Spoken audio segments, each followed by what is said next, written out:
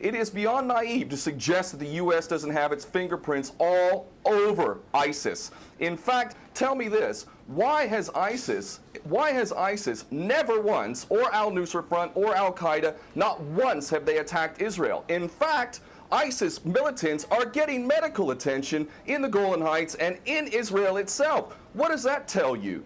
There is absolute continuity, but the actual policy, just like the Project for a New American Century laid out very clearly, that a, quote, new Pearl Harbor would be necessary to achieve this goal of full spectrum dominance, you could never tell the American people, or the world for that matter, we're going to fight wars of aggression where we're going to have to invade and occupy, we're going to have to spend hundreds of billions, if not trillions of dollars to achieve the goal of full spectrum dominance, which is to control, absolute control over air, land, sea, and space, and cyberspace. The American people never would have bought it, so you can't tell them that. You have to tell them a bunch of lies. And we see this over and over again. What you have to do, Ken, if I can go... It would actually no question that there must always be a boogeyman. In fact, you're sitting in Russia now.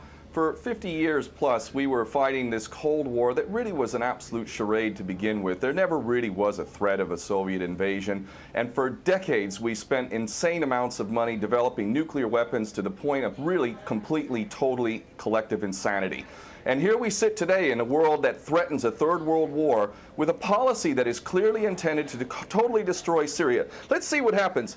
If we take Bashar al-Assad out of the equation in Syria, does anybody with half a brain not understand that that vacuum that's going to be created is going to be a vacuum filled by the most powerful interests there? And who is that right now? Well, that would be our best friends and allies, these little Frankenstein monsters that we create, whether it's al-Qaeda or al-Nusra Front or the latest ISIS monster that we've created. Those are the ones that are going to fill that vacuum, and that fits perfectly in line with Oded Yanan's A Strategy for Israel in the 1980s. And if these other two gentlemen haven't read that document, I seriously suggest you do. Another thing that's really worthy of pointing out is the so-called Islamic State is anything but Islamic. And yes, there is a war on Islam.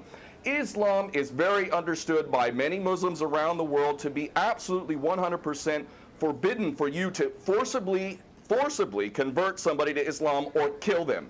This is totally untrue. Back in the medieval times, when there was Muslim empires, it was an absolute understanding and policy amongst the Muslims who were in charge at that time that those who practiced whatever religion were allowed to continue practicing that religion, and they were not even forced to pay taxes into the Muslim empire itself. However, if people wanted to practice that religion, they would not be able to derive the benefits of the tax system and so on and so forth. The bottom line is no Muslim in their right mind would justify going in and literally executing men, women, and children simply because they don't convert to your religion. These people are not Islamic. They are creations of the monster, which is the empire of the United States and all its cohorts in Israel and England in particular. And this monster is purposely created to justify the continuing insanity of the never-ending war policy, which is really the core of America. And that is exactly why I renounce my U.S. citizenship. This madness cannot be considered anything but the major threat to the world.